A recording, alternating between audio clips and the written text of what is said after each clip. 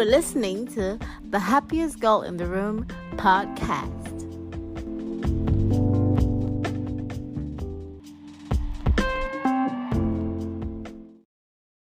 Hey. Welcome back to the Happiest Girl in the Room podcast, also known as the Happiest Diaries.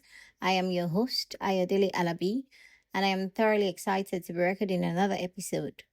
Although this episode is going to be heavy, I must say that up front, just to give you a heads up, but I'm excited to be recording anyways.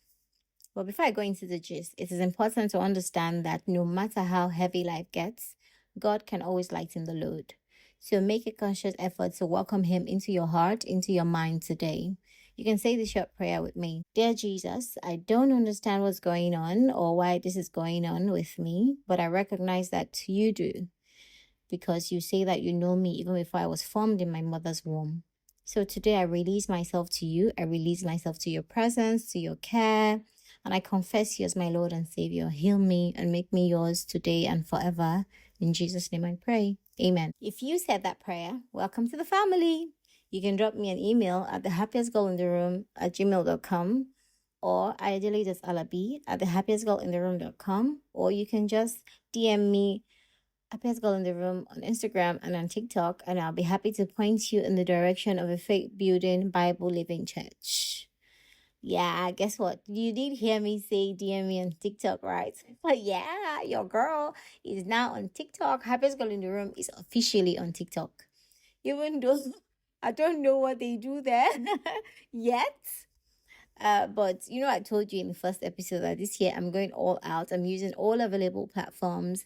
So this is me doing what I said I was going to do, my intentions and my goals for the year. So allow me to figure it out, which is what I'm trying to do. Just let me figure it out. But if you're on TikTok, certainly follow me at Happiest Girl in the Room. Follow me, and you can even give me a tutorial. I won't mind. I would appreciate it. Thank you. So on to today's gist. Something happened last week. My dear friend Titi lost her mom, and we had to do the funeral rites to lay Momsy to rest. And I won't lie, it was one of the most heartbreaking things that I've had to experience in a while, because Titi's pain was so contagious. Yes, it was. Her grief, her pain, everything was so contagious. She was out of the country when it happened, and she had to drop everything and come home to see her dad and just to begin the funeral preparations, because she's the first child. And when I visited her, I could tell how much she was hurting. I know we spoke about it. We spoke about the hurt. We spoke about the pain. We spoke about the reasons that made no sense at all. We cried. We laughed. We cried again. We cried some more. Yeah. And I remember telling her that, man, funerals have been so hard for me. I won't lie. But I owe it to her to be there for her, because I love her to bits. And so I'll try my best to attend the service, even though I know that I would not be able to go to the graveside. I remember on my way back home, I kept asking myself if I had made the right decision by committing to attend, instead of just asking her for her understanding. And knowing Titi, I knew that she would have no problem. She would have totally understood. You may not know, but I think about 3 years ago, I discovered that burial events were a trauma trigger for me, because I had mindlessly attended one, and it was there, the way I reacted to the entire experience, I realized how terrifying it was for me to be in that sort of space. I had to be taken out of the ceremony. I believe I wrote about the experience even in my book. And so in the last 3 years, I have consciously avoided attending any funeral events. But here I was committing to one. And then as I was going home, I then rationalized it by telling myself that it would be a way to even ascertain if I'd gotten stronger emotionally, and if I can now withstand seeing people being laid to rest without it triggering my past pain or past trauma experiences. So it was settled in my mind, I would attend. I loved Titi so much, and it meant a great deal to me to be there for her in that way. So I said, okay, I was going.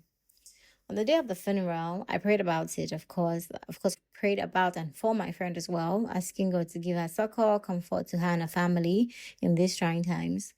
And then I, headed out. It wasn't too long after I sat in the service that I realized that I was literally having palpitations and I was starting to sweat profusely. And it was not because the church was hot. It wasn't. It was just my trauma kicking in and about to get the best of me. So I stood up, I walked out, I took a walk out of the hall to get some air. And then I returned inside a few minutes later. And then it started again. So I thought to myself I needed to distract myself. I couldn't just I needed some sort of distraction. And so I reached out to my friend Ngozi to chat about anything and everything. I told her this is what was happening and I just need her to distract me. And she did a very good job and took my mind off what was happening in the moment. And that's how I was able to get through the service. After the service, I found a way to show Titi I was here for her, but I knew I needed to leave as quickly as possible because I wasn't sure how much more my mind could take of what was happening before I would relapse or something. So I left. On my way home, it helped me to see that my trauma with funerals still exists because everything that happened made me see that thing still is still there, and it scares me that it does, because I start asking myself questions like, will I ever get over this? What is this about? I remember I now reached out to another friend of mine and I was telling him about the experience, and he was commending me to say, oh, great, go girl, saying this is how you fight trauma, by facing it and not running away or avoiding it as it is. That I need to begin to confront those things so that I can face it and get over it, because that's how he saw it, and he thought me going there today was progress nonetheless, and I should take it as that. And so all of that made me just want to speak about grief today, grief and its unpredictability. In my book, The Happiest Girl in the Room, I wrote about the 5 stages of grief, very well researched 5 stages of grief. But I also mentioned that it necessarily doesn't occur in the order that it was researched. It doesn't. And 6 years down the line, I still believe that it's not a linear thing when it comes to grief, because emotions are so complex. And so you cannot predict how grief happens to you or when it happens to you. Because see me still experiencing the effects of my grief, the trauma, 6 years after. Does that mean that I'm not healing? No, it doesn't. Grief is highly unpredictable, and it can show up at any time. It can show up on your morning run, while you're at the gym. If you like, be at the supermarket and you're shopping. If you like, be with your friends having a jolly good time. Be watching a movie. It can show up at any time. Because why? I think my experience with grief has taught me that grief hides itself in our memories. So you can be watching a movie, because I think that happened to me. I was watching a movie one time and something in that movie reminded me of what Shay and I had done together in the past, and boom, grief took over. Grief, showed up and was ready to hug me. Honestly, look at the Titi's mom's funeral that I attended. Now I was sitting on the church pew, and guess what? I did not realize that grief had sat down beside me, comfortable, ready to give me a shoulder rub. In fact, ready for me to take a shoulder and lean on and cry on if I wanted to. So grief will always show up. But what we must do as people is to exercise that strength to not lean in, to not embrace it, because you can feel it. Grief is an emotion, and it's a normal reaction to the loss of a loved one, or to the loss of anything. Because you experience grief not only when you lose a person or a loved one, you can experience grief with things. You lose something that means a lot to you. So you lose familiarity. You can experience grief by losing so many things, not even only people. And so when you feel it, don't lean in. Feel it, but don't lean in. That's why I just say you should just be conscious and exercise that restraint because it will keep showing up. But it doesn't mean you're not healing. It's quite the opposite. Because the more it shows up and the more you're able to restrain yourself from falling deeply into its open arms, the stronger your mind gets with processing the emotions that it brings. So, yes, you may never really get over it, as they say, because as long as you have these memories, as long as these memories exist, as long as the memories stay with you and remain with you, I don't believe you can actually ever get over grief, get over it completely. You can just master the art of living with it. You learn to recognize it when it shows up and you don't lean. You just say something, oh, hi there, I see you, but don't come any closer. Just stop it in its tracks. Don't lean in. Don't let it give you a back rub or a shoulder rub. No. And I'm saying this for everyone because people, we think grief is just when we lose a loved one. But you can experience grief in losing things. You can grieve over losing things, really. You can go into grief when you lose familiarity, stability, when you lose objects that you cherish, when you lose relationships, friendships, when you even, maybe you lose your dreams. I remember when I left my former place of work, it was tough because I know that I had to grieve losing the warmth and the familiarity that I had with that place. So grief can be manifested when we lose things that are dear to us. If you read chapter 3 of my book, Happiest Girl in the Room, titled Emotions, I remember that I tried to articulate my emotions through the process of grief. And I think I did a good job doing that. Because I remember after Shea passed, aside from all that I was going through mentally, emotionally, and even physically, let me talk about the physical one because there's no other way to describe how I felt. I felt like first there was like a black scale that has just plastered all over my skin. In fact, I think what I needed to do something then. So I took a passport photo. I look at that photo and like, is this me? Like there was like a black layer that just plastered all over my skin. It was grief. It was grief. And then there was this heavy rock that I just had on my chest. Like, I don't know, it seemed like a real rock that's just on my chest. Like I could barely breathe. And I was carrying that around for like over 2 years. Honestly, like that's grief. Grief had enveloped me. I was one with grief that I was so one with grief that I was carrying the weight around with me everywhere for over 2 years. And it was weighing me down. It was weighing me down. It was just there weighing me down. I couldn't drop it because I didn't know how to until I started to make conscious efforts to heal. And you know what? I started to feel the weight reduce. I started to feel that thing that covered my skin started to feel, and I could, honestly. And I know what grief feels like. I recognize it. I still see it. I don't feel it anymore inside of me or on me, but I still see it because it comes around. It comes around with memories. It comes around with things that, take me back. So it comes around, but it's not inside me anymore. It's not on me anymore. So if you're like me grieving for something or for someone, I want you to know that you should feel the emotions, but you should not hold on to it any longer than you should. Because grief will always be there. And when grief is here, let me tell you, grief is an emotion and it comes with other emotions as well. So when grief comes, it comes with sadness. And sadness in itself is not a bad emotion. It's not.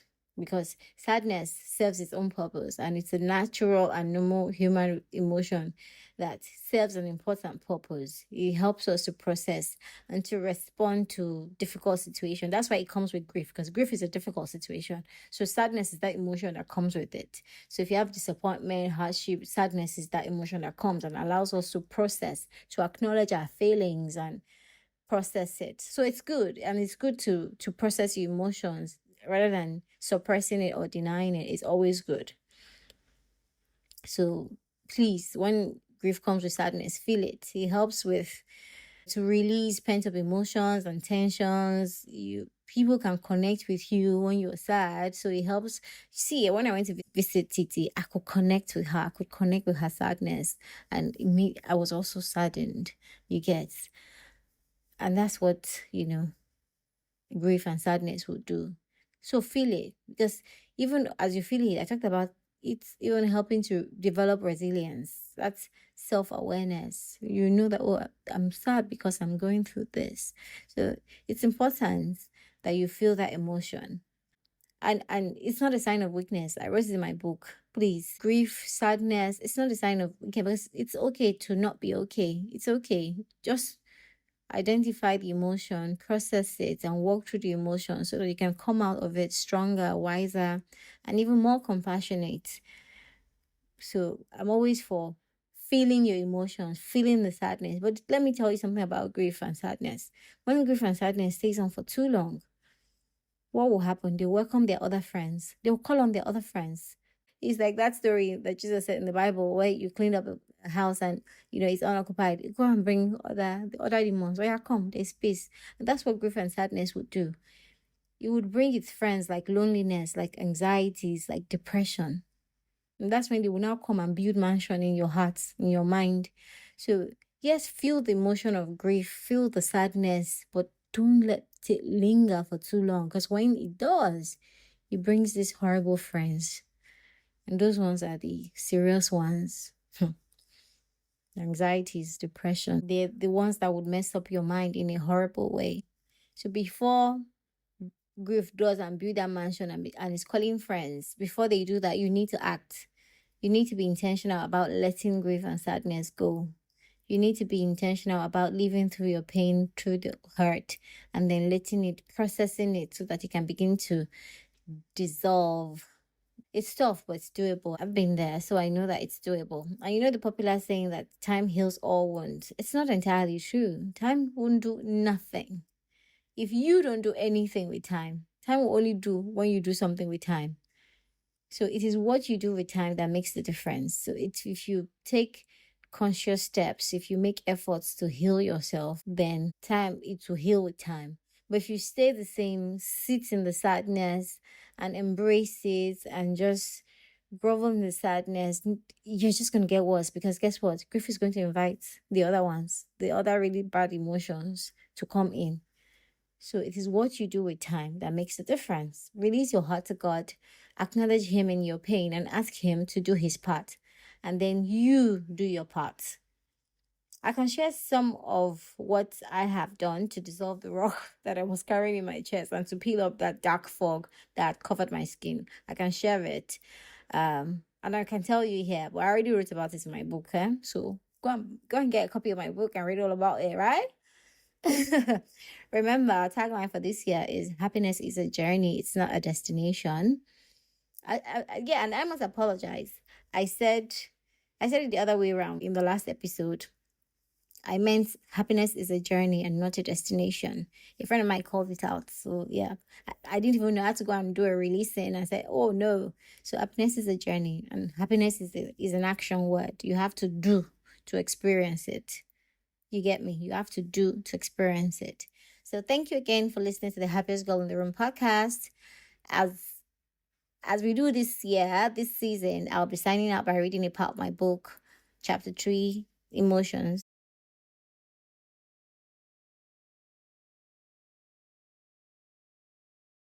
Elizabeth Kubler-Ross does seem to have it covered, because everything I went through is somewhat narrated in the 5 stages she described.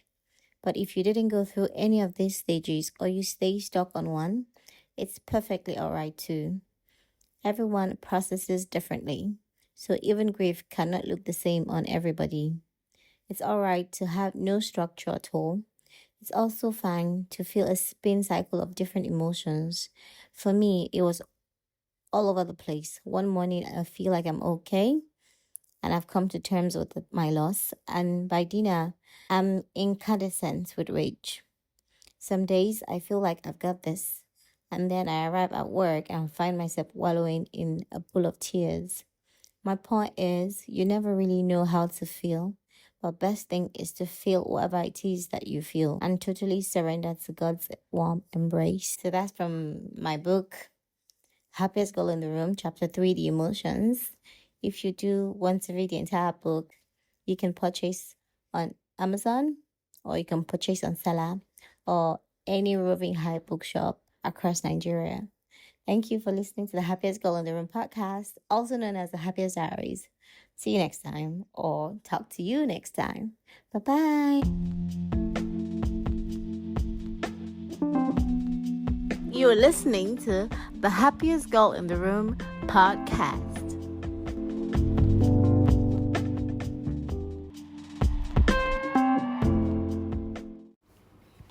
Thank you for listening to the Happiest Girl in the Room podcast. See you next